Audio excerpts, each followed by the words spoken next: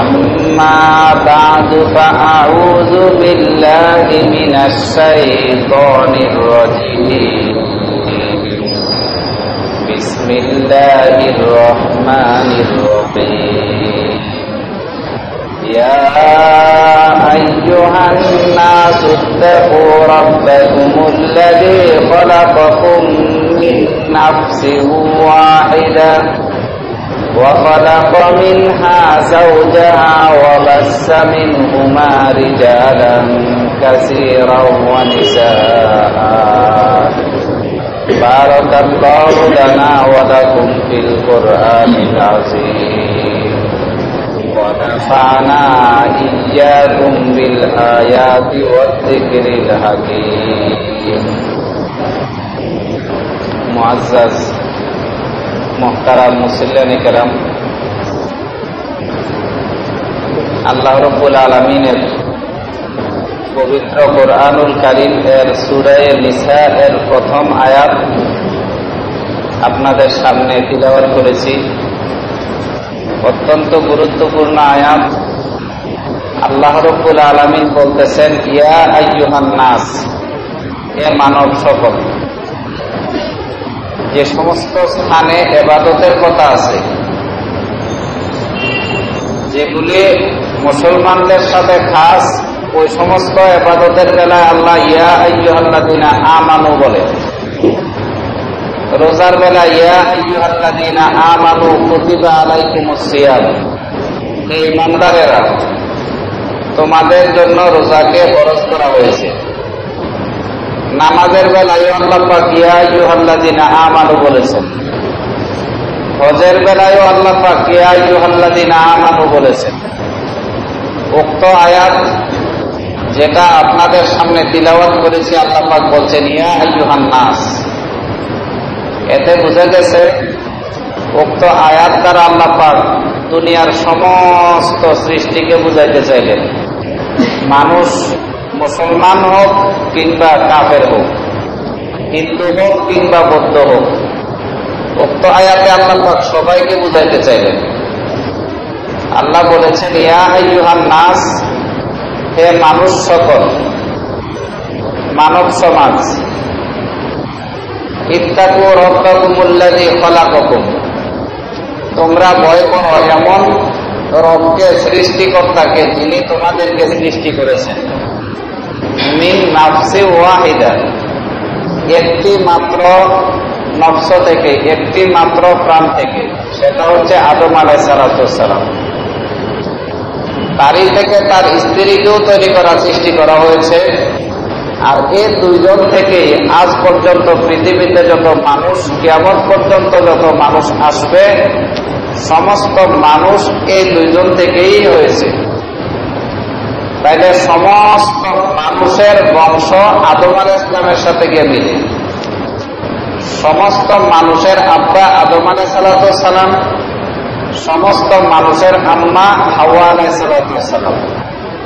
তাইলে মানুষ যত আছে পৃথিবীতে, চাই হিন্দু হোক, চাই বৌদ্ধ হোক, চাই খ্রিস্টান হোক, সবাই এক আদমের সন্তান, সবাই মানুষ, আল্লাহর বান্দা। যদি সবাই মানুষই হয়, তাহলে যুদ্ধ বিগ্রহ কেন? পৃথিবীর নিয়ম শৃঙ্খলা বজায় রাখার জন্য মানুষের উপরে মানুষ আইন শৃঙ্খলা প্রয়োগ করে, না হয় পৃথিবীর শৃঙ্খলা নষ্ট হয়ে যাবে। চোরকে যদি চুরির শাস্তি না দেওয়া হয়, তাহলে পৃথিবী চোর দ্বারা ভরে যাবে। ডাকাতকে ডাকাতির শাস্তি না দিলে পৃথিবী ডাকাতি দ্বারা ভরে যাবে। খারাপ কাজ করনেওয়ালাকে খারাপ কাজের শাস্তি না দিলে মানুষের মধ্যে খারাপ কাজ আরো বেড়ে যাবে। তো আল্লাহ রাব্বুল আলামিন মানুষের মধ্যে অনেক সময় যুদ্ধ বিগ্রহের কথা নিজেও বলেছেন, জিহাদের কথা বলেছেন, পৃথিবী থেকে অন্যায় অবিচার দূর করার জন্য। জিহাদ মূলত কোন মানুষকে হত্যা করার জন্য অথবা মানুষের উপরে আল্লাহর আইন কায়েম করার জন্য নয়। জিহাদ এসেছে পৃথিবীর মধ্যে অন্যায় অবিচার দূর করার জন্য।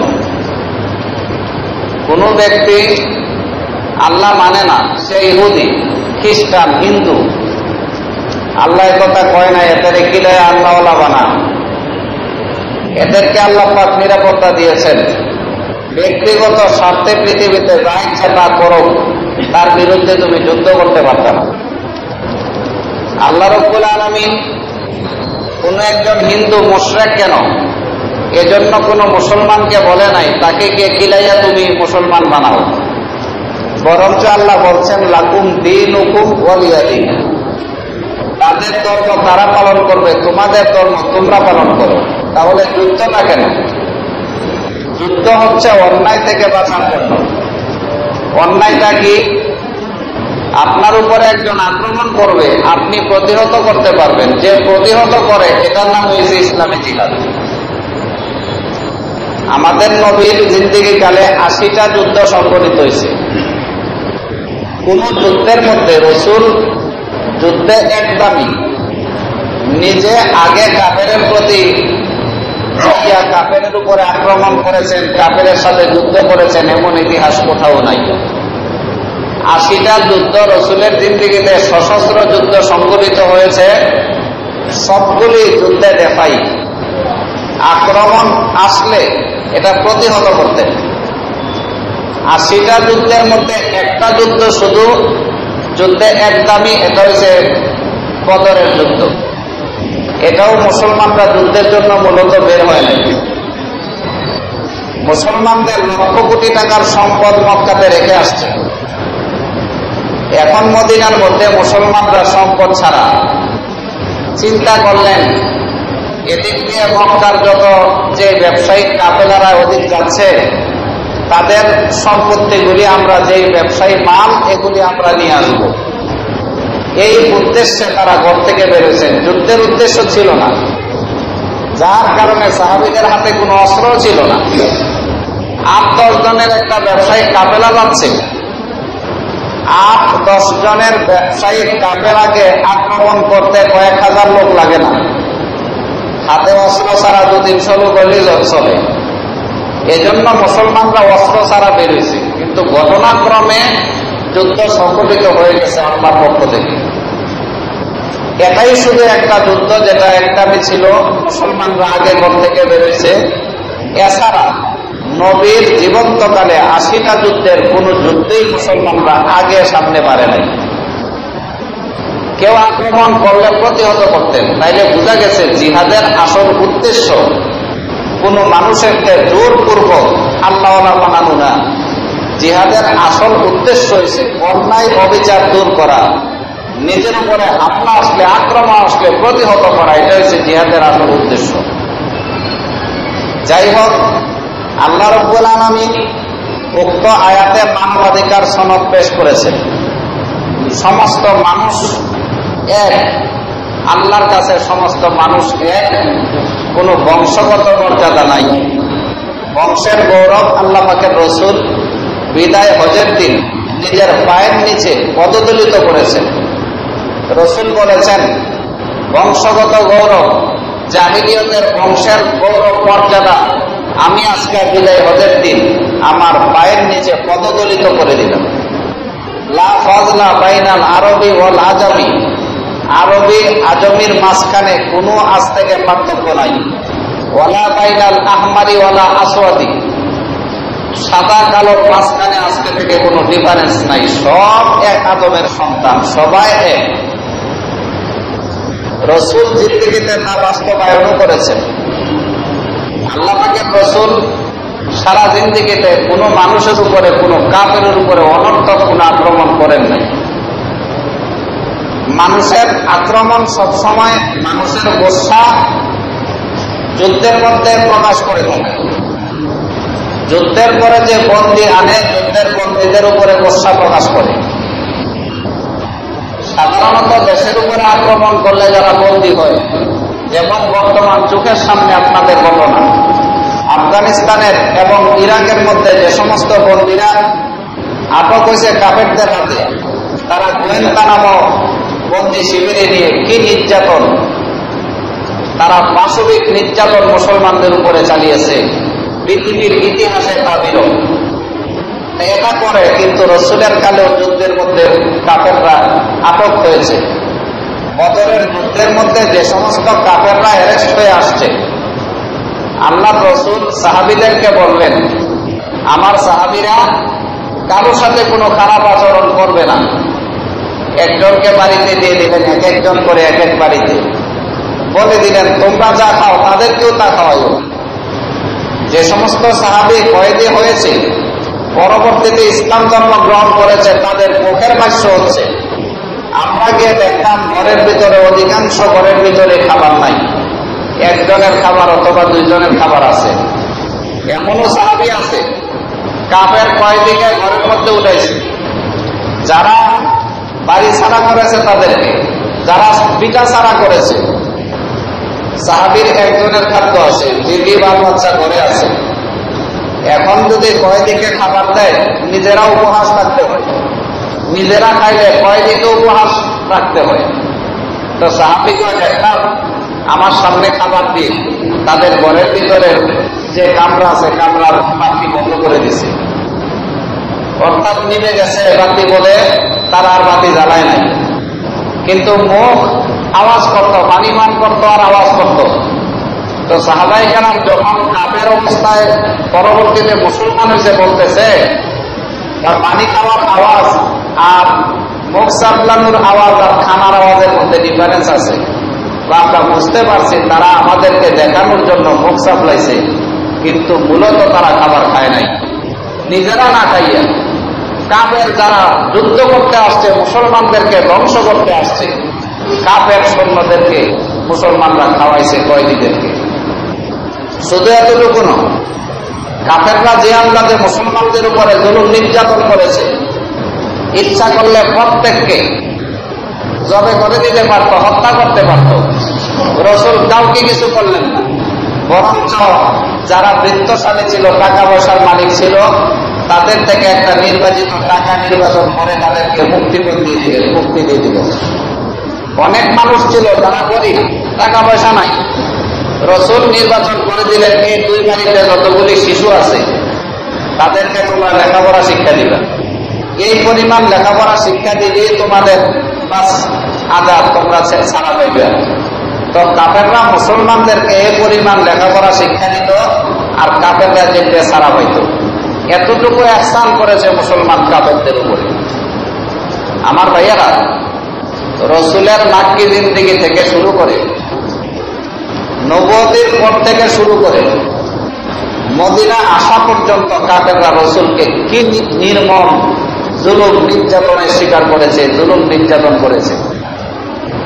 রাসূল মদিনাতে আসলেন 13টি বছর পর্যন্ত একের পর এক মদিনার উপরে আক্রমণ, শুধু রাসূলকে হত্যা করার জন্য, মুসলমানদেরকে পৃথিবী থেকে ধূলিসাৎ করার জন্য। একের পর এক উহুদের যুদ্ধ, বদরের যুদ্ধ, খন্দকের যুদ্ধ, খায়বরের যুদ্ধ, সবগুলির উদ্দেশ্য ছিল মুসলমানদেরকে পৃথিবী থেকে নির্মূল করার জন্য।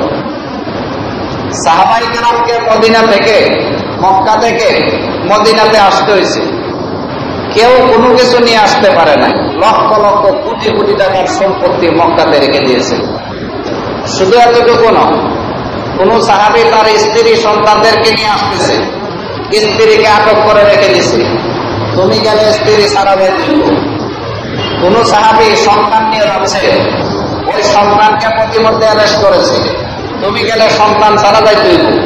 এক সাহাবী মক্কা থেকে মদিনায় রওনা করছে, হিজরত করছে, সাহাবীর পাঞ্জাবি খুলে রেখে দিছে, শুধু গেঞ্জি ভরাই দিয়ে দিছে, শুধু একটা লুঙ্গি দিয়ে দিয়েছে, যাও তুমি যদি মক্কাতে যাই, মদিনাতে যাইতে শুধু লুঙ্গি পরে যাও। এতটুকু জুলুম নির্যাতন নিপীড়ন করেছে কাফেররা মুসলমানদের উপরে। 10 বছরের ব্যবধানে রাসূল যখন মক্কা বিজয়ের দিন ঘর থেকে বের হলেন, সাহাবায়ে কেরাম কয়, আমাদের অন্তরের মধ্যে প্রতিশোধের আগুন দাউ দাউ করে জ্বলছে। আজকে চিন্তা করছি, পুরা যে 100 লক্ষ সাহাবী যদি একটা করে গাছও কাটে, মক্কার মধ্যে একটা গাছও থাকবে না, বিরান হয়ে যাবে। সাহাবায়ে কেরাম তো আমাদের অন্তরের মধ্যে প্রতিশোধের আগুন দাউ দাউ করে জ্বলছে। আর রাহমাতুল লিল আলামিন সাহাবীদেরকে উদ্দেশ্য করে মক্কার অদূরে ভাষণ দিচ্ছেন, হে আমার সাহাবীরা, আবু লাহাবের ঘরে যে ঢুকে যায় সে নিরাপদ, আবু সুফিয়ানের ঘরে যে ঢুকে যায় নিরাপদ, আবু জাহেলের ঘরে যে ঢুকে যায় নিরাপদ, যে অস্ত্র ছাড়া দাঁড়ায় থাকবে সে নিরাপদ, যে ব্যক্তি তোমাদের সাথে যুদ্ধ করবে না নিরাপদ, শিশুরা নিরাপদ, নারীরা নিরাপদ, বৃদ্ধরা নিরাপদ। যতক্ষণ পর্যন্ত তোমরা তোমাদের সাথে অস্ত্র ত্যাগ করতে না দেখো ততক্ষণ পর্যন্ত মানুষেরা তোমাদের উপরে নিরাপদ। সাহাবায়ে কেরাম কয় আমাদের অন্তরের মধ্যে প্রতিশোধের আগুন দাউদা করে রয়েছে, আর বিশ্বনবী নিরাপত্তা দিতে দিতে পুরানা মক্কাই নিরাপত্তার চাদর তারা ডাকনা দিয়ে ফেলেছে। গেছে প্রতিশোধ দিতে, কিন্তু রাসূল নিরাপত্তা দিছে। মানুষরা সাধারণত যুদ্ধ করলে নেতার বাড়িতেই থাকে, নেতার কথাই মানে, নেতার বাড়িতে ঢুকতে পারত না, নেতার বাড়িতে যারা তারা সব নিরাপদ। সাধারণত যুদ্ধ করতে গেলে মানুষেরা এরকম কোন একটা আশ্রয়ের ভিতরে থাকে, কোন একটা ঘরের ভিতরে, কোন একটা গোপন জায়গার মধ্যে এরকম ভাবে লুকিয়ে থাকে। রাসূল বলতেছেন তাদের ঘরের ভিতরে লুকিয়া, গোপন জায়গাতে লুকিয়া তাদের উপরে তোমরা আক্রমণ করতে পারবে। সাধারণত মানুষেরা যখন দেখে দুশমন শক্তিশালী, নিজের অস্ত্র ফেলে দিয়ে দাঁড়ায় থাকে। রাসূল বলছেন খবরদার, যে দাঁড়ায় আছে অস্ত্র ছাড়া তার উপরে আক্রমণ করতে পারবে না। যে এখনো পুরাপুরি যুবক হয় নাই, সাধারণ শিশু, তাদের উপর আক্রমণ করতে পারবে না। যুদ্ধের শক্তি যাদের নাই তাদের উপর আক্রমণ করতে পারবে না, নারীদের উপর আক্রমণ করতে পারবে না, বৃদ্ধের উপর আক্রমণ করতে পারবে না। তার বাকি থাকে কোথায়? পূর্ণ মক্কা শরীফটাকে আল্লাহ রাসূল চাদর দ্বারা ঢাকনি দিয়েছেন, রহমতের চাদর দ্বারা, যাতে করে একজন মানুষও আহত বা নিহত না হয়। এত বড় মক্কা বিজয় হয়েছে, শুধু হাতে গোনা 27 জন মানুষ নিহত হয়েছে। তাও তারা যাদের ব্যাপারে আল্লাহ বলছেন যেখানে তাদেরকে পাও সেখানে হত্যা করিও। 36 জনের ব্যাপারে এমনকি বলেছে ওয়ালাউবি আস্তাজিল কাবা, কাবার চাদর ধরে যদি তারা কান্দে দাঁড়ায় থাকে সেখানেও হত্যা করিও তাদেরকে। এমন এমন ছাড়া পূর্ণ মক্কা বিজয় হলো, একজন মানুষ আহত বা নিহত হয়নি। ঘটনায় আসছে রাসূল যখন মক্কা শরীফে ছিলেন, একদিন কাবার দারোয়ান ওসমান রাদিয়াল্লাহু তাআলা আনহু তখন কাবার দারোয়ান ছিলেন, ওসমান ইবনে আবি তালহা। রাসূল বললেন আমাকে একটু চাবিটা দাও, আমি একটু তওয়াফ করে আসি। চাবি চাইতে দেরি আছে, রাসূলকে পেছন থেকে এত জোরে ধাক্কা দিচ্ছে, রাসূল দেয়ালের সাথে লেগে মাথা ফেটে গেছে। রাসূল কিছু বললেন না, এতটুকু বললেন আজকে চাবি তোমাদের হাতে, আজকে আমি ইবাদতের জন্য আসছি, আমাকে তোমরা প্রহার করলে আগামীকাল যখন মুহাম্মদের হাতে চাবি হবে তোমাদের কি অবস্থা হবে? আলী কয় আমি সেখানে দাঁড়াবো, এখন যদি তারা একটা কিল দেয়, চারদিকে কাফের, কাফের একটা কিলের পরিবর্তে আমারও মারবো, রাসূলকেও কষ্ট দিব, আমি বরদাস্ত করে রইলাম। যেদিন মক্কা বিজয়ের দিন, আলী কয় খোদার কসম, আমি মক্কার মানুষের সমস্ত এরকম দুঃখ কষ্ট ভুলে গিয়ে শুধু আমার অন্তরের মধ্যে একটাই কল্পনা, আজকে কাবার দারোয়ানকে আমি দেখাই দিব। নবীর সেদিনের প্রতিশোধ আমি আজকে নিয়ে ছাড়ব। রাসূল মক্কার গেটের সামনে গেলেন, গিয়ে সাহাবীদেরকে চারদিক থেকে এরকম ভাবে সাহাবীদেরকে দাঁড় করাই দিলেন। বললেন মক্কার যতটা রাস্তা আছে ততটা রাস্তা দিয়ে তত দল ঢুকবে, যাতে করে কোনো মানুষ পলায়ন করতে না পারে। রাসূল প্রত্যেককে বন্টন করে যে রাসূল একা একা একদিকে ঢুকে যাচ্ছেন। সাহাবায়ে কেরাম বললেন ইয়া রাসূলুল্লাহ, মক্কা বিজেতা আপনি, দুশমন আপনাকে দেখলে কষ্ট দিবে, আপনি একা যাবেন না। রাসূল বলছেন আজকে আমি একা একা পুরাটা মক্কা ঘুরে বুঝাইতে চাই মুহাম্মদ গায়ের জোরে মক্কা দখল করে নাই, একমাত্র মুহাম্মদ চরিত্রের বলে মক্কা দখল করেছে। সুবহানাল্লাহ। আলী রাদিয়াল্লাহু তাআলা আনহু সোজা দৌড়াইয়া যাইয়া সৈন্যবাহিনী নিয়ে কাবার সেই দারোয়ানকে অ্যাটাক করে ফেললেন। দারোয়ান বুঝতেও পারে নাই মুসলমানরা আক্রমণ করেছে। এত দ্রুত গতিতে গিয়ে আলী রাদিয়াল্লাহু তাআলা কাবার দারোয়ানকে আটক করলেন। দেখে বললেন আমারে চিনস? আমার নাম আলী। একদিন তুই রহমতের নবী মুহাম্মদুর রাসূলুল্লাহ সাল্লাল্লাহু আলাইহি ওয়াসাল্লামের মাথা ফাটিয়ে দিয়েছিলি, সে কথা তো স্মরণ আছে? তার থেকে কাবার চাবি ছিনিয়ে নিলেন। তোর মতো এত বড় নাফরমানের চাবি রাখার অধিকার নাই, চাবি নিয়ে নিলেন। এক সময় চাবি নিয়ে তাকে বললেন এখন আমার ফয়সালা এটাই, তোমাকে হত্যা করা। তলোয়ার উঁচার দিকে করলেন, পেছন দিক থেকে একজন ডাকছে, আলীরে খবরদার, তলোয়ার নিচা করবে না, যে অবস্থায় তলোয়ার আছে অবস্থায় রেখে দাও। আলী পেছনে তাকায় দেখে বিশ্ব নবী দৌড়ে দৌড়ে আসতেছে। সুবহানাল্লাহ। আল্লাহর নবী তলোয়ার নিচা করে দিলেন, দেখে বললেন, আলীরে এমন অবস্থায় মক্কা বিজয় দেখতে চাই, একজন মানুষ আহত অথবা নিহত হয় নাই। আলী আজকে মানুষকে হত্যা করার জন্য আমরা মক্কার ভিতরে ঢুকি নাই। চাবিটা আলীর হাত থেকে নিয়ে উসমানকে দিয়ে দিলেন, এরে উসমান ইবনে তালহা, নিয়ে নাও তোমার চাবি, যে চাবির গৌরবে তুমি একদিন নবীকে কষ্ট দিয়েছিলে, যাও চাবির বদলা তোমাকে চাবি দ্বারা দিয়ে দিলাম।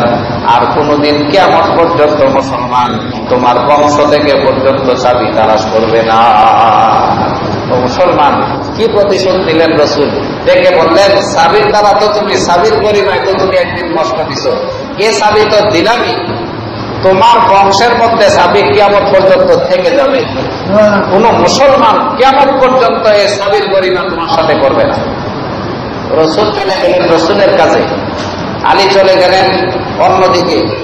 এই কাবার দারোয়ান শেষ পর্যন্ত কাবার গেটের সামনে দাঁড়ায় দাঁড়ায় খুব জোরে সোরে কাঁদতেছে। চারদিকের মানুষ জড়ো হয়েছে। তোমাকে কে কেউ মারতে বলছে নাকি? কেউ তোমাকে ধমকি দিয়েছে নাকি? তুমি এমন ভাবে জড়ো হয়ে কাঁদছো কেন? পালাও না, আবার কাঁদো কারণ কি? এখন ওসমান বলছে, খোদার কসম, আমাকে কেউ মারে নাই, আমাকে কেউ মারার ধমকিও দেয় নাই, আমি এখন নিরাপদ। কিন্তু আমি নিজের ভুল বুঝতে পেরেছি, এত বড় মহামানবকে আমি কেন কষ্ট দিলাম? আমি আগে কেন মুসলমান হই নাই? এত বড় মহামানব যিনি, এত সুন্দর চরিত্র যার, সে তো কোনোদিন মানুষ হত্যা করতে পারে না, সে তো নবী হবে। এজন্য আমি অনুতপ্ত হয়েছি। তাড়াতাড়ি নবীর কাছে নিয়ে চলো, আমি মুসলমান হয়ে যেতে চাই। মুসলমান, এ ছিল রসুলের আদর্শ, এ ছিল রসুলের এরকম ভাবে মানবাধিকার, মানুষের অধিকার সংরক্ষণ করা। রসুল যেদিন মক্কাতে ঢুকেছেন, রসুল যদি শুধু দাড়িকে হালাইতেন, পূর্ণ মক্কা রক্তে রঞ্জিত হয়ে যেত। রসুল একা একা ঘুরছেন, গিয়ে দেখেন এক বৃদ্ধ মহিলা বাচ্চারা ডরে আগে গর্তের মধ্যে পালন করছে। দেখে বলছে, মা, অমুক পাহাড়ের নিচে আমরা আছি, তুমি আস্তে আস্তে আসো। বাচ্চারা তো সামানাদি সারাই দৌড় দিছে। মহিলা চিন্তা করছে, ঘরের মধ্যে এই সমস্ত সামানাদি, মানুষ বৃদ্ধ হইলে টাকা পয়সার মহব্বত বাড়ে, টাকা পয়সাও ছাড়ে না, মহিলাও যায় না। চিন্তা করছে, আমি মহিলা মানুষ, আমারে কেন মারবো? টাকা পয়সা লয়ে হাঁটতেও পারে না, এত বড় গাঁটুরি, এটা লয়ে যাইতেছে। তো রসুল দেখেন একটা মহিলা গাঁটুরির সামনের দিকে যাচ্ছে। রসুল জিজ্ঞাসা করলেন, ব্যাপার কি, তুমি গাঁটুরি লয়ে কই যাও? তুমি কি ঘুম থেকে উঠছো নাকি? 10,000 সৈন্য নিয়ে মোহাম্মদ মক্কার উপর আক্রমণ করছে, তোমার কি খেয়াল নাই? তুমি জানো না? কয়, মা, তুমি এত বড় গাঁটুরি আনতে পারো না, আমাকে গাঁটুরিটা দিয়ে দাও, তোমাকে একটু আগায় দিয়ে আসি। কয়, বুঝতে পারলাম না, তুমি আমার গাঁটুরি নিয়ে আমার থেকে কিছু টাকা চাইবে, বিনিময় চাইবে, জন্য বুঝি গাঁটুরি নিতে চাও? রসুল বললেন, মারে, বিনিময় চাই না, তোমার গাঁটুরিটা শুধু গর্ত পর্যন্ত পৌঁছায় দিব, এটাই চাচ্ছিলাম, এটাই চাই। ওই মহিলা খুব আশ্চর্য হয়েছে, তুমি কেমন বালা মানুষ, মক্কার মধ্যে এমন বালা মানুষ আর কেউ হতে পারে? রসুল গাঁটুরি লইয়া এই বৃদ্ধ মহিলার সামনের দিকে মারছে, আর বৃদ্ধ মহিলা রসুলকে যা ইচ্ছা গালিগুলোজ করতেছে। রসুল জিজ্ঞাসা করলেন, তুমি কি মোহাম্মদকে কোনোদিন দেখছ? কয়, নাউযুবিল্লাহ, তওবা তওবা, যে এই ব্যক্তি আমাদের ধর্মের উপরে চুলকালি মারছে, যে ব্যক্তি মক্কার উপরে আক্রমণ করতে যাচ্ছে, তারে আমি দেখবো, আল্লাহ যেন আমারে তারে না দেখায়। যত খারাপ পালা বলতে বলতে যাইতেছে, রসুলকে কখনো গালি দিচ্ছে, অথচ রসুল ওই কালে পূর্ণ মুসলমানদের হাতে পূর্ণ মক্কা। রসুল যদি সামান্য একটু মুসনারা দিয়ে দেয়, মহিলার 14 গোষ্ঠী শেষ হয়ে যাবে। রসুল পেছনে পেছনে গেলেন, যখন সেই পাহাড়ের নিকটবর্তী হলেন, এখন কাছে গিয়ে গর্তের পাশে গিয়ে ডাকলেন, ও সন্তানরা, আমি আসছি, তাড়াতাড়ি আসো, আমার কাটুরি আলগাও। তো ছেলেরা তো রসুলকে চিনে, উকি মেরে দেখে যে নবীর ভয়ে গর্তের নিচে পলায়ন করেছি, সে নবী মহিলার সাথে দাঁড়ান। ডেকে বললেন, ও মা, তুমি কোন সাহসে যে মুহাম্মাদের ভয়ে আমরা গর্তে পলায়ন করেছি, সেই মুহাম্মদকে লইয়া গর্তের ভিতরে উপস্থিত হয়েছ তুমি কিভাবে মহিলা? একবার রাসূলের চেহারার দিকে তাকায়, আবার সন্তানদের দিকে তাকায়, বৃদ্ধ মহিলার চোখগুলির বেয়ে পানি পড়ছে, একবার রাসূলের দিকে তাকায়, এতক্ষণ পর্যন্ত কাকে খারাপ পালা বসলাম, এতক্ষণ পর্যন্ত কাকে গালি দিলাম, এত বড় মহামানবকে আমি গালি দিলাম। ছেলেদেরকে ডাকে, ছেলেরা রে, ইনি যদি মুহাম্মদ হয়ে থাকে আর দেরি নয়, তাড়াতাড়ি আয়, আমরা সবাই মিলে তার হাতে ইসলাম ধর্ম গ্রহণ করি। এমন ব্যক্তি কোনোদিন মানুষের কষ্ট দিতে পারে না, মানুষ হত্যা করতে পারে না। মুসলমান, এ হচ্ছে ইসলামের মানবাধিকার, মানুষের অধিকার সংরক্ষণ করা, মানুষের অধিকার সংরক্ষণ করা। রাসূল বৃদ্ধ রমণীর খেদমত করে। হাদিসে পাকের মধ্যে আসছে, মেশকাত শরীফ এবং তিরমিজি শরীফ বিভিন্ন হাদিসের মধ্যে ঘটনাটা লিখছে, রাসূল মক্কার পাহাড়ের নিচে একটা বাড়ি ছিল, একটা মহিলা ছিল, তার কোনো পরাসাদ কোনো ছিল না, মহিলাটা খুব বৃদ্ধ ছিল। রাসূল নিজে যাইয়া খাবার দাবারের ব্যবস্থা করতেন, পানির ব্যবস্থা করতেন, ঘর ঝাড়ু দিয়ে আসতেন। রাসূলের ইন্তেকাল হয়েছে, ইন্তেকালের পরে প্রায় 2 বছর খানিক হয়ে গেছে। তো ওমর রাদিয়াল্লাহু তাআলা আনহুর মাথায় কথাটা আসছে, কিতারে যে মহিলাটার রাসূল খেদমত করত, এই মহিলাটার কি অবস্থা, না জানি ঘরের মধ্যে মরে মরে রয়েছে। চিন্তা করলেন, আহারে আল্লাহর কাছে কি জবাব দিব, আমরা তো রাসূলের ইন্তেকালের শোকে শোকে সব ভুলে গেছি, ওই মহিলাকেও ভুলে গেছি। ওমর রাত্রিবেলা স্মরণ হয়েছে শুয়ে শুয়া, যখন তাহাজ্জুদের নামাজ, তখন দৌড়ে গেছে মহিলার বাড়িতে গিয়ে দরজা খটখটাইলেন। অথবা যখন দুপুর সকাল হয়েছে, ফজরের নামাজ পড়ে গিয়া দরজা খটখটাইলেন, ভিতর থেকে আওয়াজ আসলো, দেখা গেছে মহিলা তো জীবন্ত আছে। জিজ্ঞাসা করলেন, মা তোমার কোনো কাজ টাল আছে নি, খাবার দাবার খাইছো নি? কিছুক্ষণ আগে একজন যুবক এসে খাবার দাবারের ব্যবস্থা করে দিয়ে, পানি টানি দিয়ে সব দিয়ে চলে গেছে। চিন্তা করলেন, এই যুবকটাকে, এত বড় নেককার ব্যক্তিটাকে। চিন্তা করলেন, কালকে ফজর নামাজের আগে আইয়ে দেখবো ব্যক্তিটাকে, আর ফজর নামাজ প্রয়োজন হলে এখানে পরে দেখতে থাকবো ব্যক্তিটাকে। ফজর নামাজের আগেই শুরু হওয়ার, ফজরের আযান হয়েছে, দৌড়ে আসছে বাড়ির মধ্যে। আসিয়া জিজ্ঞাসা করলেন, মা তোমার ঘরে কোনো কাজ টাজ আছে, খাবার দাবার খাইছো নি রাত্রে? কিছুক্ষণ আগে একজন যুবক এসে সবকিছু রেডি করে দিয়ে, খাবার দাবার দিয়ে সারাদিনে চলে গেছে। আমার আশ্চর্য হলেন, আজকে আগে চলে আসলো, কালকে একদম তাহাজ্জুদ নামাজ পড়ার আগে চলে আসলো, দেখবো যুবকটাকে।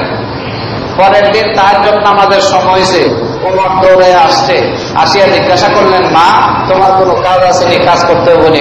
কিছুক্ষণ আগে সবকিছু করে দিয়ে যুবক পানি আনার জন্য গেছে। পানি আনার জন্য যুবকটা গেছে। ওমর কয়, এই নেককার ব্যক্তিটাকে আমি দেখতে হইব। চাঁদনি রজনী, তো ওমর রাস্তার সামনে দাঁড়ায় আছে। এমন সময় দেখে একজন ব্যক্তি ওমরকে দেখার সাথে সাথে রুমালটা মাথার দিক দিয়ে রান্না দিয়ে দিছে। এমন অবস্থায় মহিলা পানির কাটুরি লইয়া সামনের দিকে আসতেছে। ওমর দৌড়ে গিয়ে মাথার এরকম চেহারার কাপড় উঁচু করে দেখে ইনি হচ্ছেন ওই কালের খলিফাতুল মুসলিমিন আবু বকর সিদ্দিক রাদিয়াল্লাহু তাআলা। এই হচ্ছে মুসলমানদের মানবাধিকার সনদ। মুসলমানদের আকীদা হচ্ছে এটা। নবী আলীকে, ফাতেমাকে, হাসান হুসাইনকে নিয়ে একসাথে করলেন, বললেন, হাসান ফাতেমারে, নবীর মেয়ে হিসেবে তুমি আখিরাতে আল্লাহর সামনে বেঁচে যাবে, এমন কোন শিওর আমি দিতে পারি না। ও আলী, হাসান হুসাইন নবীর পরিবার বলে, নবীর বংশের বলে তোমরা বেঁচে যাইবে আল্লাহর কাছে, এমন কোন গ্যারান্টি আমি নবীর কাছে নাই। পৃথিবীতে যদি যত নেক কাজ করতে পারো, নেকের বিনিময়ে আখিরাতে তোমরা জান্নাত পাইবা। আর যদি খারাপ কাজ করে থাকো, আর যদি অন্যায় করে থাকো, আমি নবীও তোমাদের অন্যায়ের বিনিময়ে তোমাদেরকে পার করাইতে পারবো না। সুতরাং নিজের আমল নিজে করো। ও মুসলমান, যেই নবীর বংশের মানুষদেরকে নিয়ে নবী কথা বলতে পারে যে আমি নবী হইয়া তোমাদেরকে আখিরাতে পার করার ক্ষমতা আমার নাই, তাহলে সে নবীর সাধারণ উম্মতের কি অবস্থা, সে নবীর উম্মতের মানবাধিকারের কি অবস্থা। আর খ্রিস্টানদের প্রধান আকীদা হচ্ছে, খ্রিস্টানদের কিতাবের প্রথম আকীদা হয়েছে মানুষের কাছে মানুষ নবী যুগ যুগ ধরে এসেছে।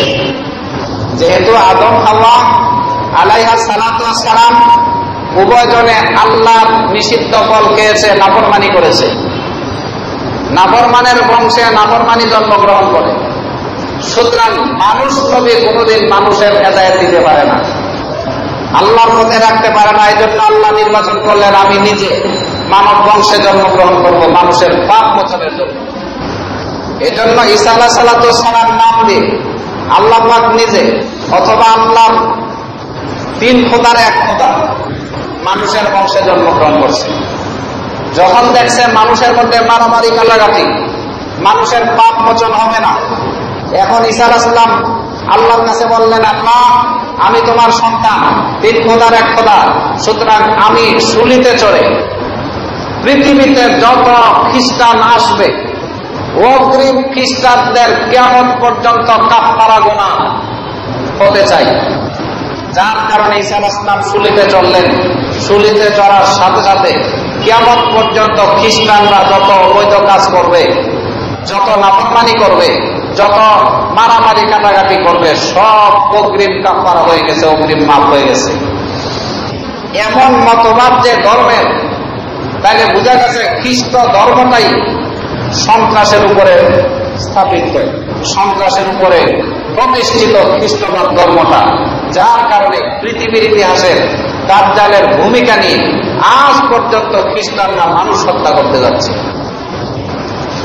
প্রথম বিশ্বযুদ্ধে এই খ্রিস্টানরা 1 কোটির উপরে মানুষ হত্যা করেছে।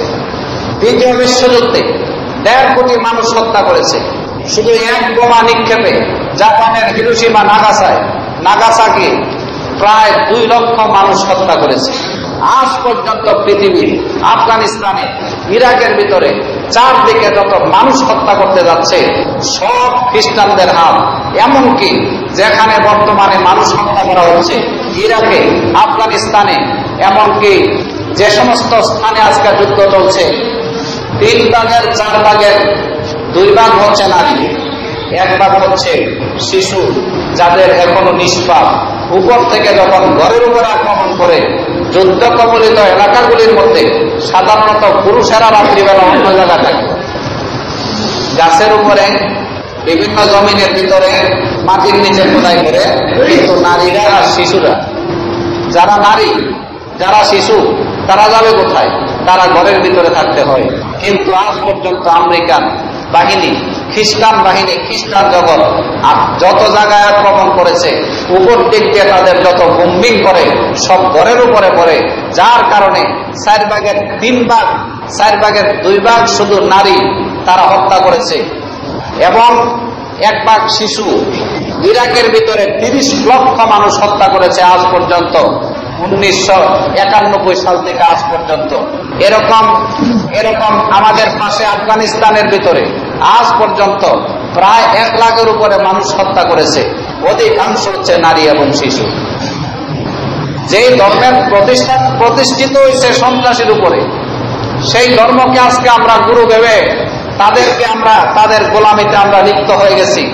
এক শ্রেণীর মূর্খ মুসলিম প্রধানরা তারা মনে করে মুসলমানদের মধ্যে সন্ত্রাসী আছে, কাফেরদের মধ্যে সন্ত্রাসী নাই।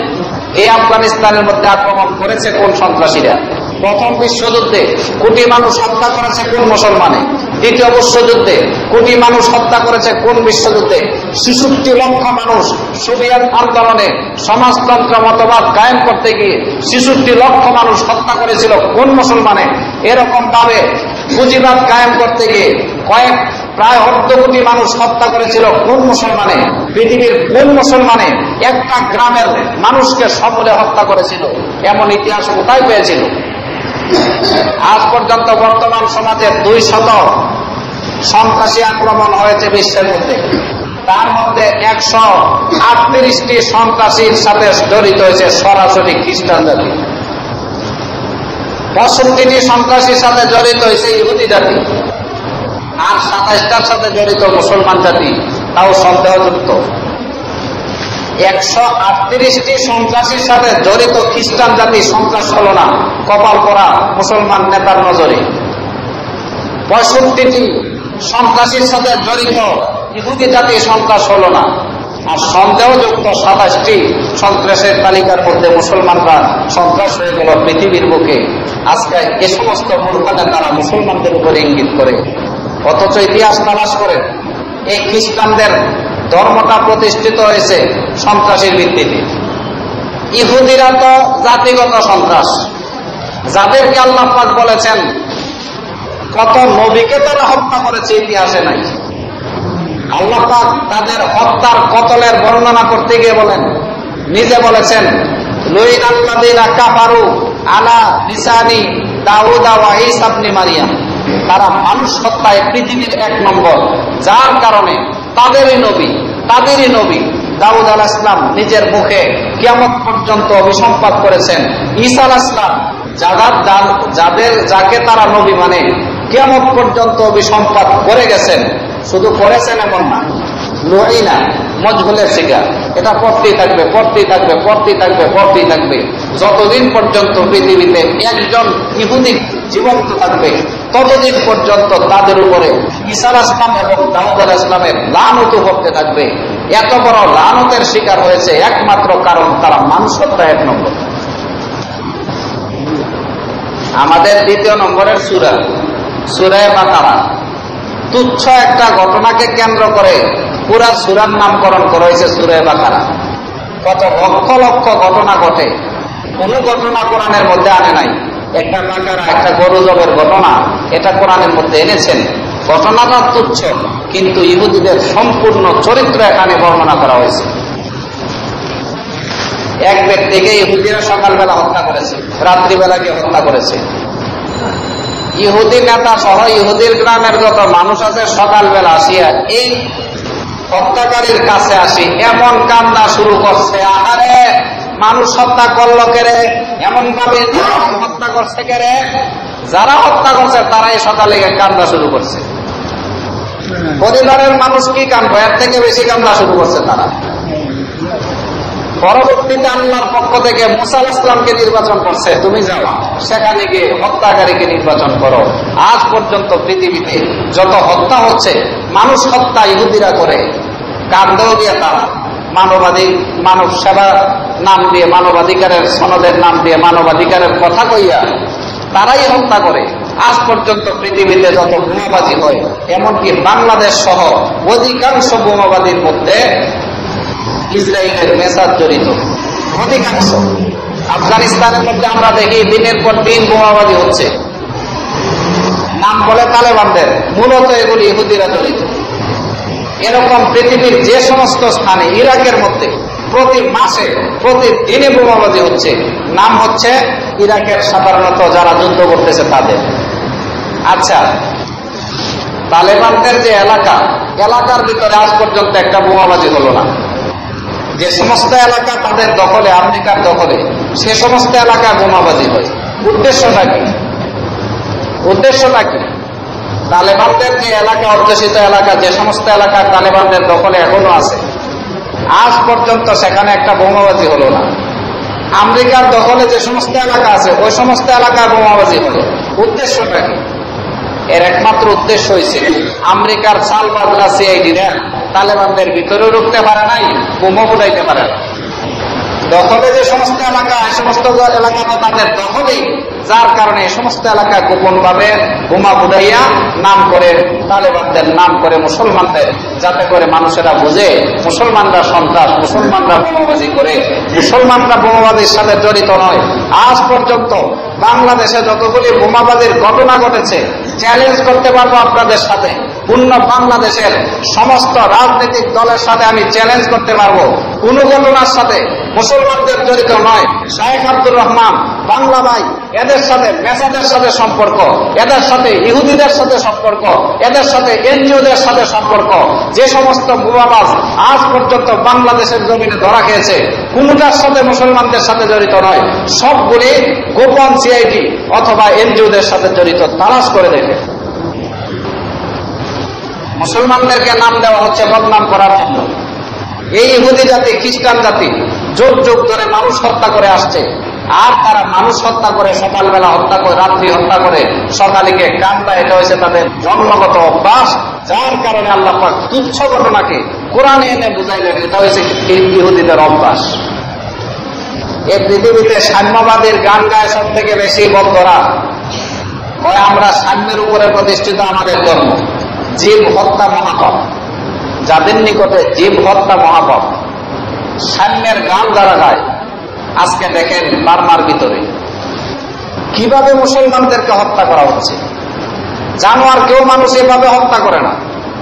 কয়েক বছরের ব্যবধানে 300 বছর যে আরকানের ভিতরে মুসলমানরা হুকুমত করেছে, 350 বছর যে মুসলমানরা সেখানে হুকুমত করেছে, সেখানে বর্তমানে 17-18% মুসলমান, অথচ 50% মুসলমান গেল কোথায়?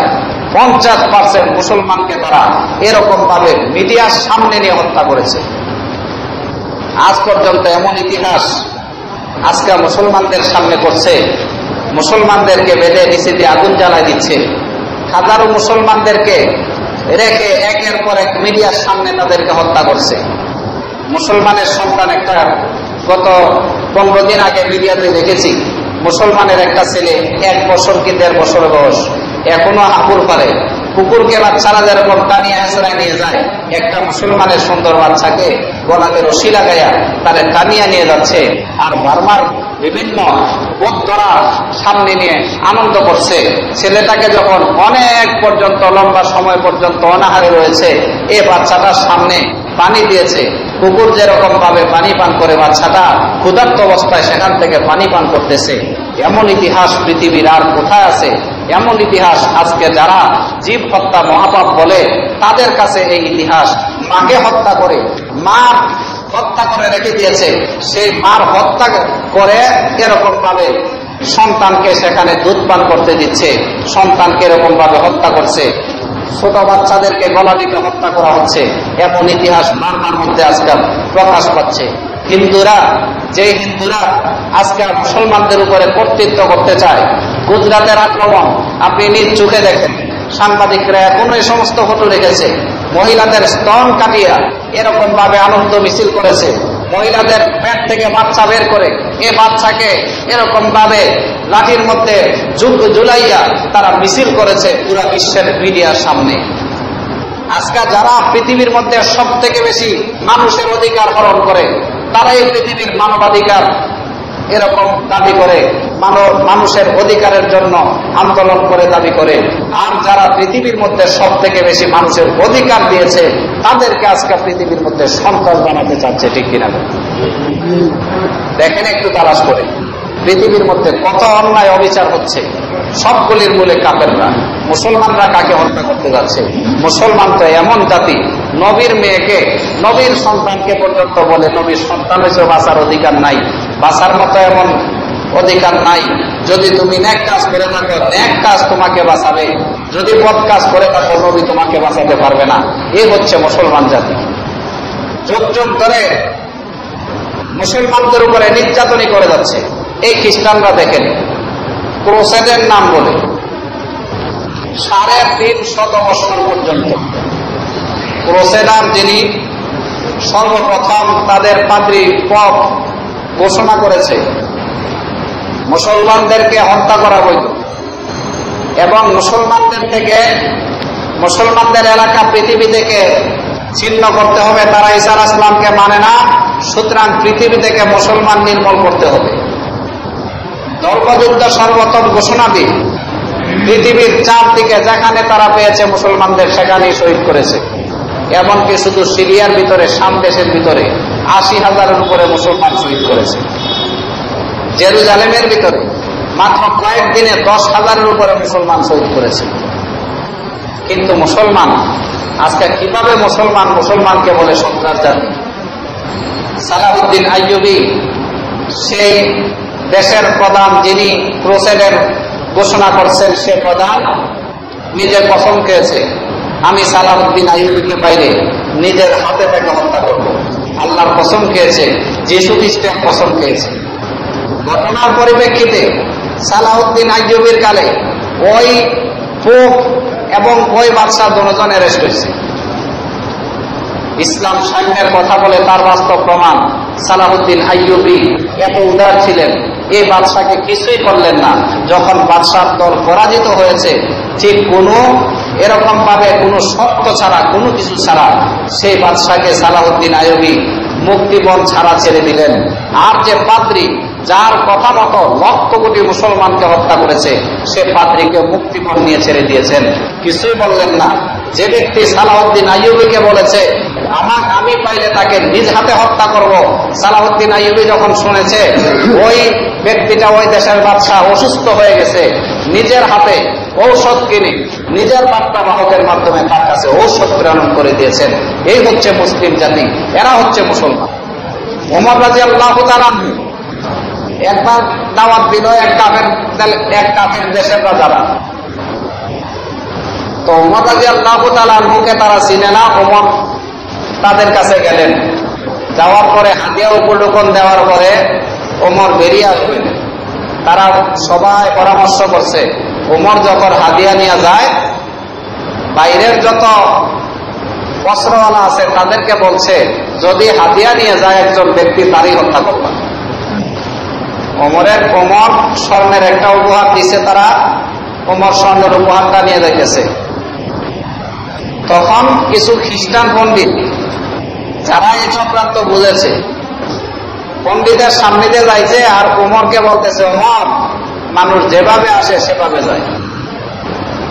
এতটুকু কথা বলে পণ্ডিতটা চলে গেছে। ওমর চিন্তা করলেন, কথাটা কেন বলল? মানুষ যেভাবে আসে মানে জন্ম হয় আবার খালি হাতে যায়, এটা তো এমন ঘটনা। ওমর বুঝতে পারলেন, অবশ্যই পণ্ডিত আমাকে কথা বলেছে, যেভাবে আসে সেভাবে যায়, অর্থাৎ হাদিয়া ছাড়া তুমি খালি হাতে আসছো, সুতরাং বিদায়টাও তোমার খালি হাতে হওয়া চাই। ওমর গিয়ে বললেন, দেখেন আমাদের ঘরের মধ্যে খুব যুদ্ধ হয় এগুলি নিয়ে, আমার সাথে আবু বকর আছে, আমার সাথে এরকম ভাবে আমার সাথে আলী আছে, ওসমান আছে, তারা আমরা সবাই একই ধরনের, 4 জন যারা আছি তারা হচ্ছে সবাই একই ধরনের, এগুলি নিয়ে কিলাকিলি মারামারি হইব। এর থেকে ভালো হইব আমরা 4 জন আসলো, তোমরা ওই হিসেবে আমাদেরকে উপহার উপঢৌকন দিও। কাফেররা মনে করছে এক গুলিতে 4 জন শিকার করবো, মারা হয়েছে, সবাই খুশি হয়েছে, হাদিয়া দিয়ে ওমর খালি হাতে চলে যাচ্ছেন। তার ওমরকে হত্যা করে নাই। ওমর যখন পৌঁছে গেলেন মদিনাতে, তখন পাদ্রী গিয়ে তাকে এই কথা বুঝাইলেন, আপনাকে এজন্য বলছি, আপনাকে মারার জন্য তারা সাজেশ করেছে। ঘটনাক্রমে কিছুদিন পরে ওই রোম দেশ মুসলমানদের হাতে এসেছে, রোমান সৈন্যদেরকে পরাজিত করে রোমান দেশের বাদশাহ ওমরের হাতে চলে আসছে। মক্কাতে নিয়ে আসলেন। এক সময় ওমর নির্বাচন করলেন তাকে হত্যা করবে। ওমরকে ওমর, আমাকে হত্যা করা ভালো কথা, আমার 1 গ্লাস পানি পান করাও। 1 গ্লাস পানি আনছে, আমার সন্দেহ হইতেছে পানি পান করার আগে তুমি আমারে মারবা। ওমরকে আমি বললাম পানি পান করার আগে তোমারে মারবো না।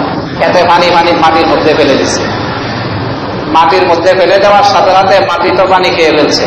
এখন তো ওমর পানিও আমি খাইতে পারতাম না, আর তুমি নিজে ওয়াদা করছো পানি খাওয়ার আগে মারতে পারতাম না, সুতরাং তুমি কিভাবে মারবা? ওমর রাদিয়াল্লাহু তাআলা এত বড় জালেমকে পর্যন্ত নিঃশর্ত মুক্তি দিয়ে দিলেন। এ হচ্ছে ইসলামের সাম্যবাদিত্ব। আমার মুসলমান ভাইয়েরা, আজকে মুসলমানদেরকে সন্ত্রাস বলা হয় কোন উদ্দেশ্য করে? যেদিকে তাকায় সেদিকের মধ্যে আজকে কাফেররা মুসলমানদেরকে হত্যা করতেছে। প্রথম বিশ্বযুদ্ধে কত মানুষ হত্যা হইল, দ্বিতীয় বিশ্বযুদ্ধে কত মানুষ হত্যা হইল। ভিয়েতনামের মধ্যে নিজের স্বার্থ প্রতিষ্ঠার জন্য সেখানের ভিতরে প্রায় 50 লক্ষ মানুষকে হত্যা করেছে এই কাফেররা। তারপরেও তারা সন্ত্রাস নয়। আল্লাহ পাক বলতেছেন, মুসলমানদেরকে সাম্যবাদিত্ব শিক্ষা দিয়েছেন, মানবাধিকার মুসলমানদেরকে শিক্ষা দিয়েছেন। আল্লাহ বলেছেন, ইয়া আইয়ুহান নাস, হে মানুষেরা, ইত্তাকুল্লাহ, আল্লাহকে ভয় করো, আল্লাযী খালাকাকুম মিন নাফসিন ওয়াহিদা, যিনি তোমাদেরকে একটা নফস থেকে সৃষ্টি করেছেন। এই নফস থেকেই তার স্ত্রীকে সৃষ্টি করেছেন। এই দুজন থেকে আজকে পৃথিবীতে যত মানুষ দেখতেছে সব, সুতরাং সবার বংশ আদম আলাইহিস সালামের বংশ, সবাই আদম নবীর বংশ।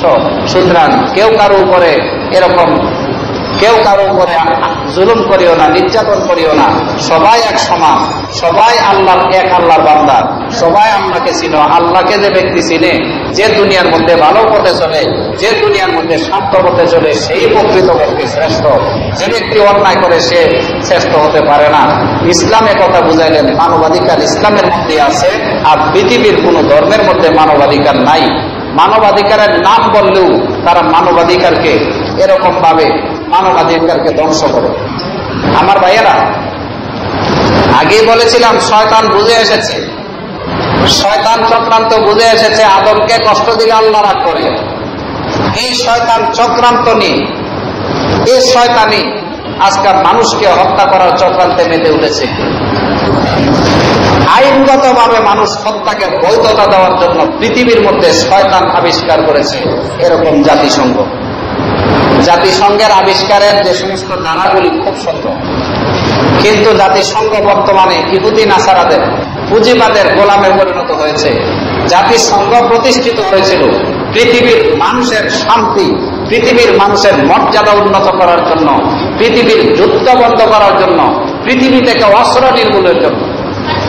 জাতিসংঘ মূলত প্রতিষ্ঠিত হয়েছে পৃথিবী থেকে অস্ত্র নির্মূলের জন্য।